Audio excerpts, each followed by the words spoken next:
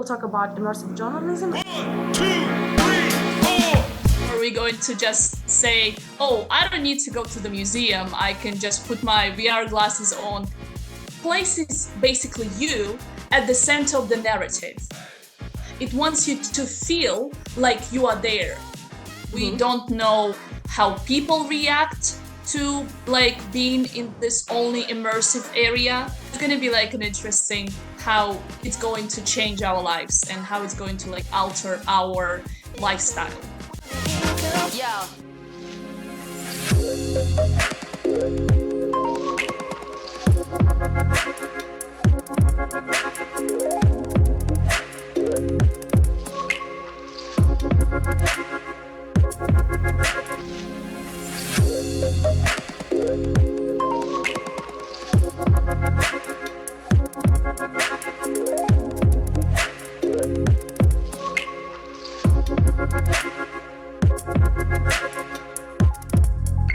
Hi everyone, welcome to Sci-Tech, a weekly podcast about AI technology and lifestyle. My name is Kristina Shuina and I'm glad to be here with you today.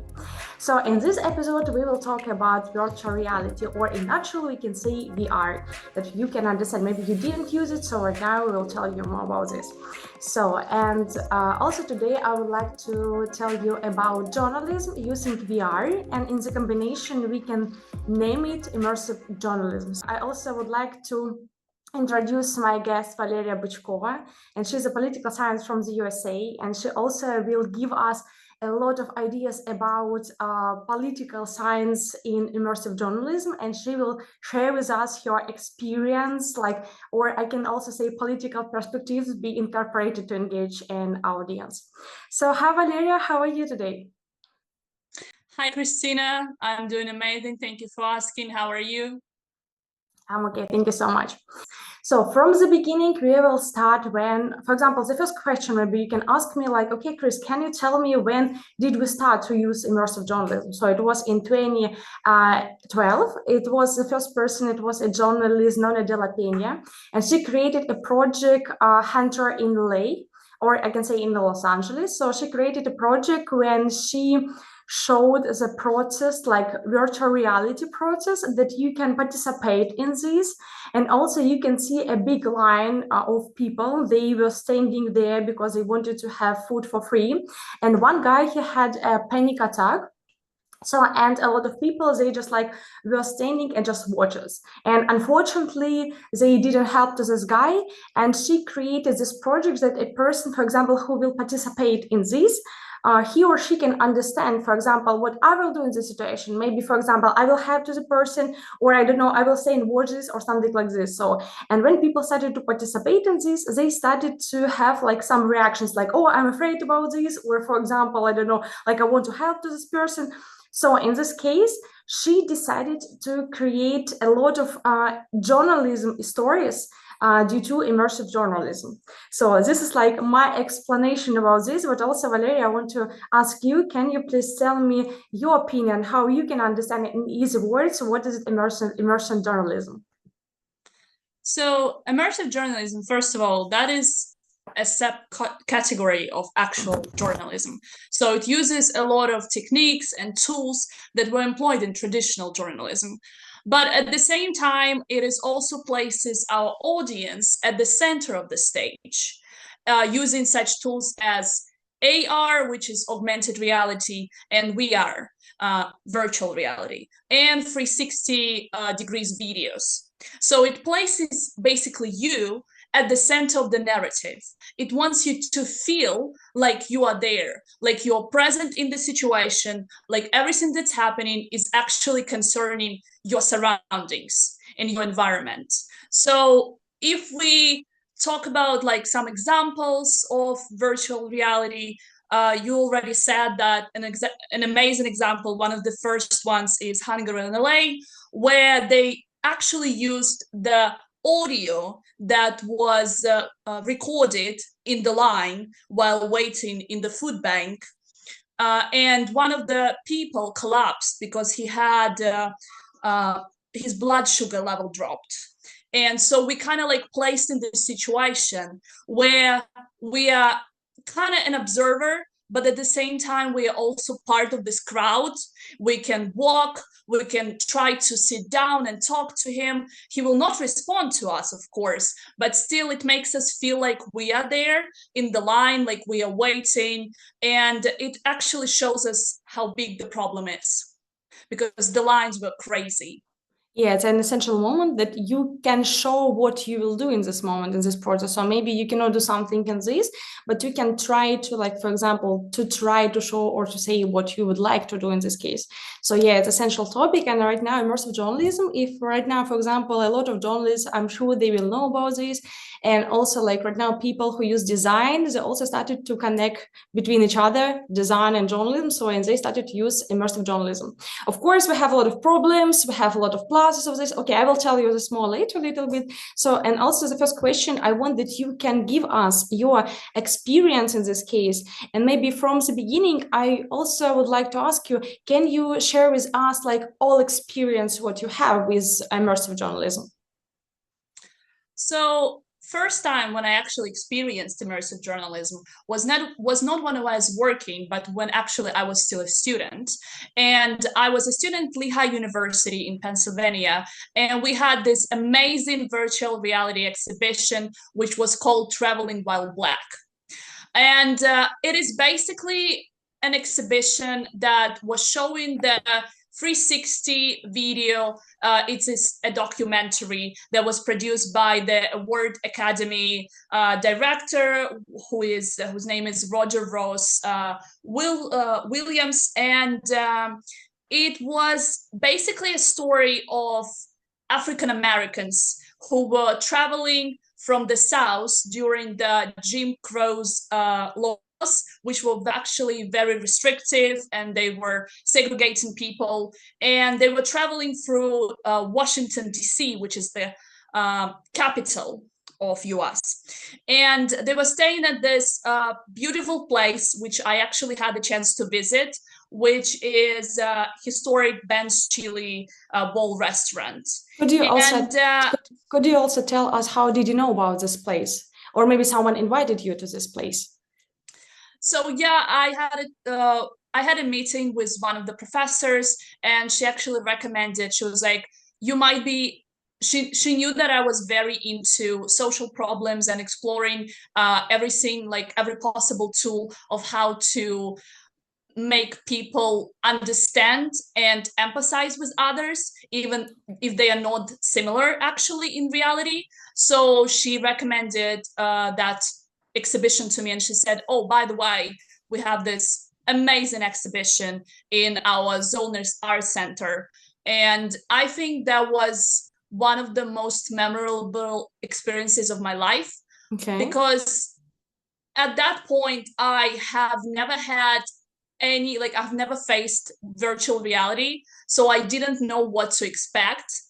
And at first I was like really skeptical, because I am just sitting there, nothing is happening around me, like I am not actually present.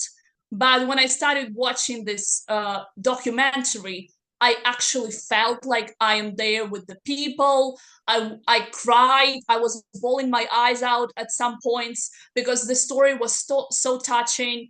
And I felt like I was there with these people, and I was there for these moments. And I think that's just a remarkable experience. I want to inquire one question. Can you say to me, when you participated in this, can you change something? Can you do something, or you just need to watch this movie and just understand this and see through? No, you can't change anything. It's a documentary. Okay. You are set down. They built the reconstruction of this restaurant.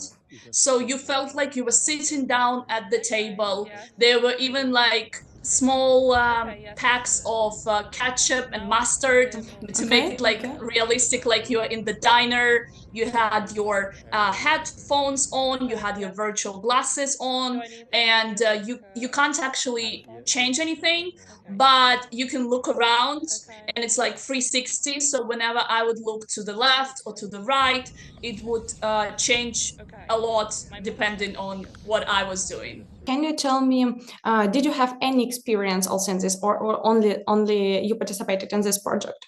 No, I actually had some other experience, and I think the main one is the project that I'm working right now. It was created for one of my classes, and right now we are working on how to incorporate virtual reality elements, because it was not actually designed to be at first virtual reality experience, but now we are trying to figure out how to make it one. It's about feeling it's about experiential exercise that is connected with displaced people. So we know that there are a lot of wars happening at the moment, and we wanted to create an exercise which actually allowed you to feel and understand what the people are going through when they're traveling from their houses, when they have to leave in the middle of the night, taking some, I don't know, a pair of shorts and some money with them. So it's kind of like what we are trying to figure out, how to make it virtual reality, and at the same time also make people experience, walk around maybe, and do some exercises. So not just watching, but actually participating. Okay. Also, how essential do you think right now immersive journalism in our time, in our century, and right now? What do you think about it? Oh, I think you can't actually measure the importance and the significance of this invention, because at first we were pretty skeptical. It was not going well. It was very costly. It costs a lot of money to actually create one VR set. So people were very skeptical. It's not going to work.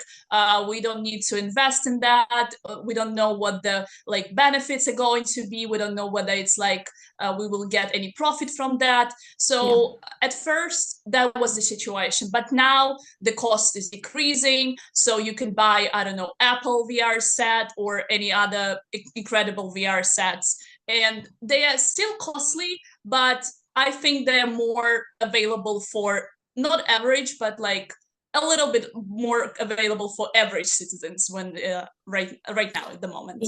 Yeah. And also right now, it's really a big issue that people unfortunately cannot use it, for example, at home, like we can watch TV, for example, or something like this.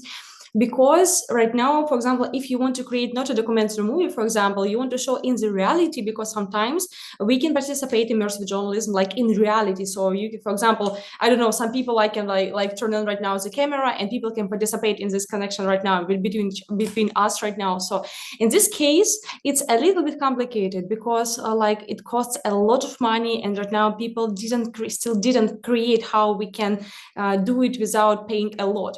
And also a lot of people, later we'll talk about your work, and such are also participating in this case.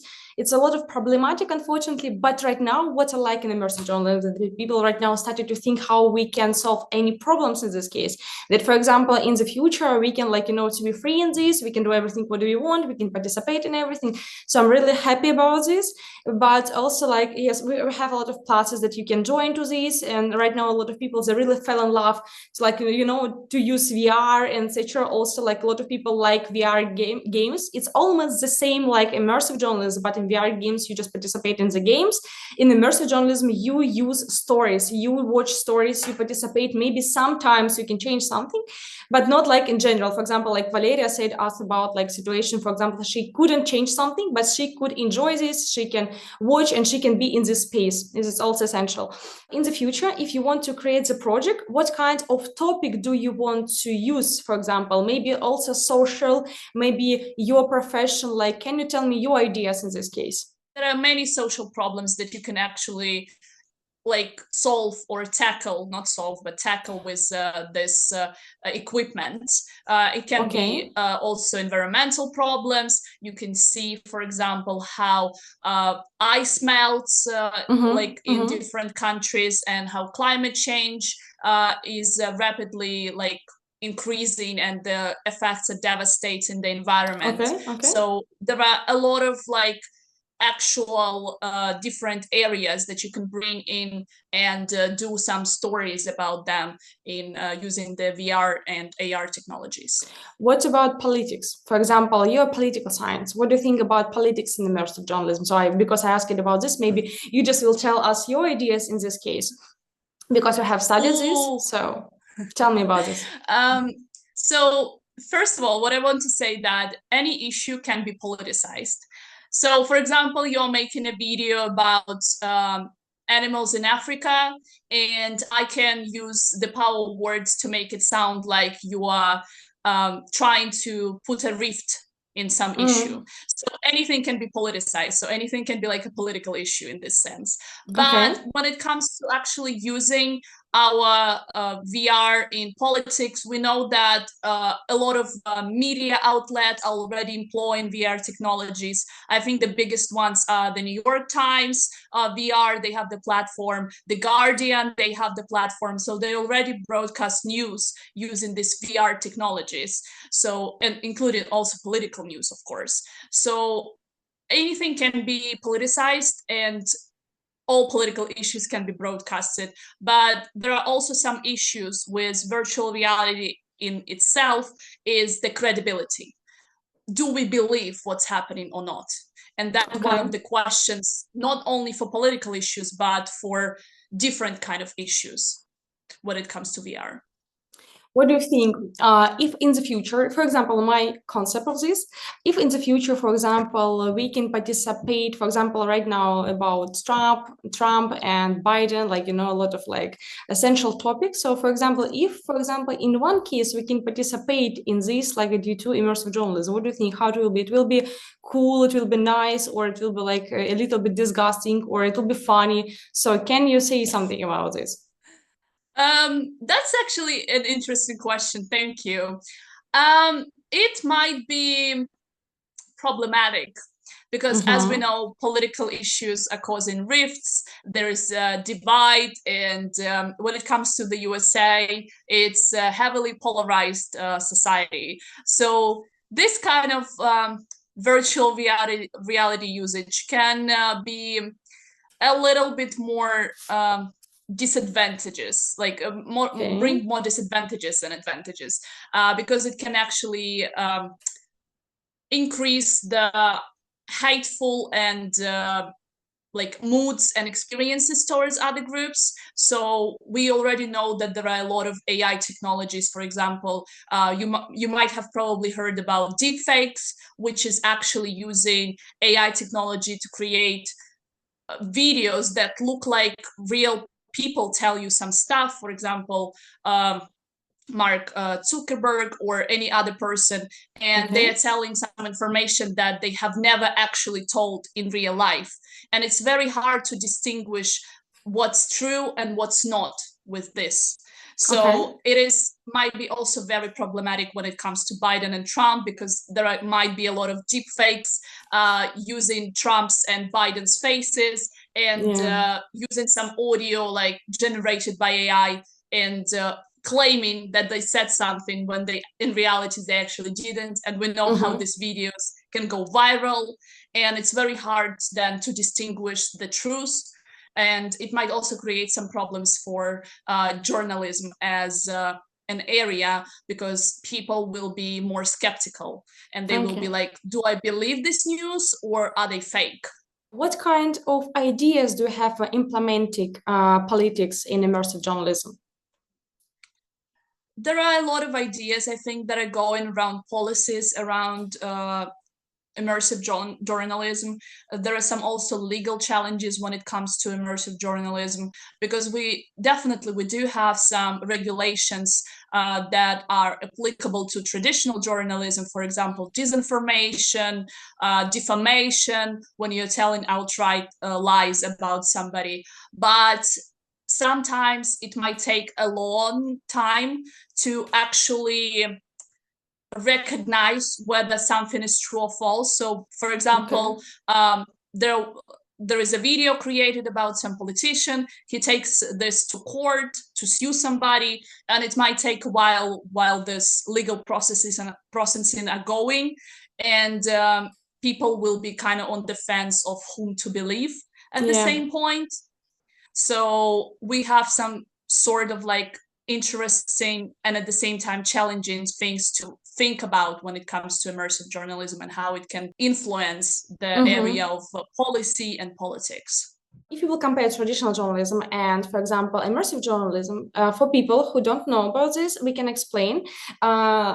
In traditional journalism, when you use, for example, camera, you use journalists, and you just like in front of the camera, you just tell, you shoot a lot of reports, maybe documentary movies or something like this, and you shoot, and you can show this to people, like, you know, on TV, I don't know, like in the internet, etc. So, do you think is it real if, for example, in the future we will have only immersive journalism, not traditional, only immersive journalism? If yes, why? And if no, also why? That's a very complicated topic to bring up, because first of all, immersive journalism is based on traditional journalism, as I said, and it uses techniques, tools, and some ideas of even like story narrative construction. It's different, but some of the ideas are kind of like employed from traditional journalism. I don't think that in the near future we're going to see immersive journalism just displacing traditional journalism, because we still have some issues. As I said, we still don't know whether immersive journalism actually makes people feel empathetic. We don't know how people react to like being in this only immersive area.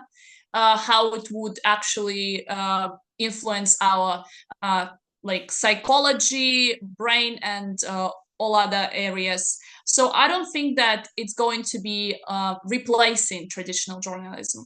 But I do think that it's going to become more and more popular, and we already can see that the people investments like in this area are increasing rapidly. In 2012, it was not very popular, and we were very concerned with costs and benefits kind of issue. So now a lot of companies are investing and producing their own VR sets, and at the same time, there are a lot of media outlets who already using these VR sets to create some stories and powerful projects, really. Can you say also minuses, what you can see, for example, maybe in general or in politics, like of using, of course, immersive journalism? What kind of minuses can you say? Can you tell me? So when it comes from the point of technical issues that we still encounter in immersive journalism is the movement. So in many cases, we can feel nauseous while like there is a 360 video and it is actually rotating without our agreement. So it can be like feeling a little bit unnatural to our physical body, and it creates some problems, like you're like something is wrong, like you can feel it in your body that your eyes and like your actual body are not coordinating well. So that's a technical issue that we still have to kind of resolve. When it comes to some, I would say, content issues that we have to work with, or like issues that are connected with how people react to it, then, as I said, there is an issue with credibility of how believable something is. Virtual reality it was basically coined as the opposition of reality. So virtual is opposition of real, but so it creates some kind of like questions when people are asking, oh, so is it real? Is it based on something real? Did it actually happen? How should I like kind of feel and have like what attitude should I have towards this question? So this is the issue of credibility. But there is also an issue of empathy. There is not a lot of research right now done, and we are saying, oh, it makes you feel more empathetic, it makes you sympathize, but at the same time, it's actually not really, I would say, sound in terms of like research. Yes, there has been some research done on this issue, but it's still not like 100% that virtual reality actually creates high level of empathy. There is also an issue of how we define empathy. So that's a question for another day. But there is still some issues with benefits. Are they really happening, or are we only imagining them? That's the question as well. Yes, so. and the most also problem I also would like to add, for example, not everyone, for example, 18 years old or something like this, and for example, how people die or animals died, not everyone want to see it. So in this case, unfortunately, we also need to understand how we can solve this problem. And for example, me, in the future, I don't want to see it because like I'm really scared because of this, and I'm not sure that I want to participate also in this. And, you know, just like maybe some social problems, some social, I don't know, issues, or I don't know, like social, or for example, like I don't know, some like these topics, yes, it will be interesting, maybe participate, for example, and say something to learn something new, but not like, unfortunately, like sad topics, I can say. Yeah. Also, yeah, but at the same time, if we look at it, traditional journalism also kind of like brings up some sad topics. But we have but in journalism, we 100% we have this moment that you cannot show everything. For example, if a person, like I don't know, something happened with this person, you cannot show like the body or something like this. It's essential moment. So on TV, you'll never see something like this, or in the internet. Okay, so I would like also to ask you a question. You remember from the beginning, you said to me that Apple already they created these VR glasses, etc. Can you please tell me, did you try this? How did you know about this? Like, you know, tell me your experience in this. Yeah, I did try it once for work while we are just working on the project. So we are seeing what VR sets are going to work the best and what we are experiencing in them. It's kind of unique experience and it is very profound when it comes to VR glasses. It's still like makes me sometimes question what's like, how is it happening, what's the science behind it, what's the magic behind it, basically. But I also heard from some of my friends who are very interested in virtual reality gaming industry. They are saying that this kind of like they're going forward with their VR sets and with VR games. So, for example, I have a friend who told me that he was playing a game, and because of the lighting and the sounds, it felt like he was actually like feeling migraine, the same one that his character was feeling. So he could like kind of like anticipate when it's coming, and this like he had some like physiological kind of feelings. And we know that our body and mind are connected, so it's also an interesting question of how it's going to be used and utilized in the future, because it can also be utilized in some beneficial ways or in some disadvantageous ways, like disadvantageous ways. Okay, it's really interesting, because about this idea, I didn't know about this any information, but I also tried this in, you know, in Apple Store or something like this, that I need this, I want to try. Yeah, and I can understand this. It's really nice because right now a lot of bloggers, they started to use VR glasses. And for example, if you want to go to buy something in the grocery shop, you can use VR glasses and you can check, for example, your list. For example, your list, what you need to buy. Okay, I don't know, onions, I bought it. So what I need to do like next, or in the plane. I saw a lot of reels about this topic, and right now it's amazing. So what do you think in the future? How we'll grow up in this, in immersive journalism? Ooh, it's an interesting question. So when I first heard about immersive journalism, I felt, I don't know whether you're familiar with the book called 451 Degrees of Fahrenheit by Ray Bradbury. But there is an interesting scene where we can see a character who is in the room surrounded by screens, by TV screens, I mean. And it feels like they're just in this room of like constant news, constant like something happening, and they're like in this kind of like virtual reality, not actual virtual reality, but something similar to that. So, and it's kind of like going to be interesting to see how it's going to affect our lifestyle, whether we are going to leave our houses to experience stuff, or we're going to just say, oh, I don't need to go to the museum. I can just put my VR glasses on and see everything that I want. So that's going to be like an interesting how it's going to change our lives and how it's going to like alter our lifestyle. Mm-hmm.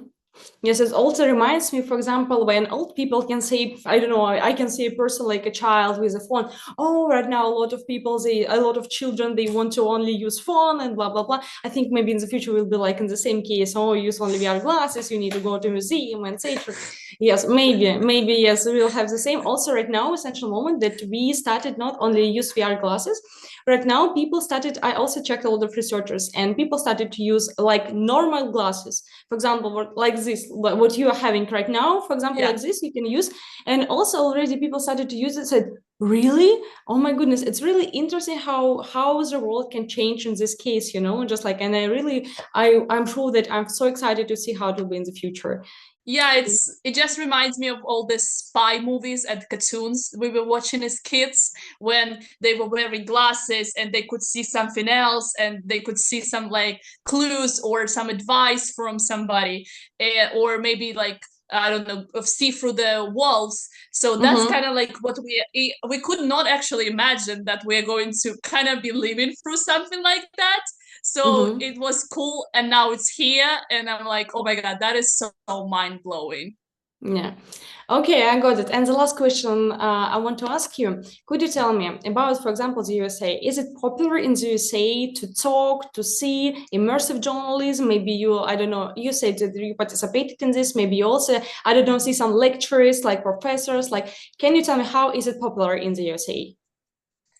Yeah, it is pretty popular. As I said, like even in my university, we had an exhibition, and we had not only this exhibition, we had also some lectures connected to this topic that were walking us through some issues with virtual reality and how it's going to affect our lives in the future. So it is quite common to see such things, and I think we are going to see more and more of them popping up, and just like different students learning about that. But I think it's not even like concerning what your major is. Right now it's ubiquitous, it's universal, so everybody can learn about it, whether you are a computer science engineer or you are a political science major. So I think that we can see more and more of that. Wow, it's amazing. Amazing, really cool. Okay, Valeria, thank you so much for this interview. Thank you that you participated in it, that you told us a lot of stories of this and your ideas also. I wish that you will have everything good with your project, like everything will be fine, and maybe later you will tell me like how is it like with your project, and you can tell me any details of this. Guys, also if you would like to know more about this, or maybe Valeria will come to us again and say, okay, Valeria, tell me more about all details about the project. Please write in comments and tell us what do you like, what you don't like. Also, what do you think about this topic? I don't know, books, links, websites, I don't know anything.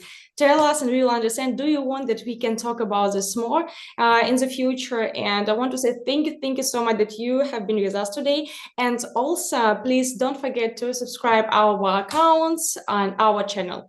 Thank you so much and have a good day. Bye.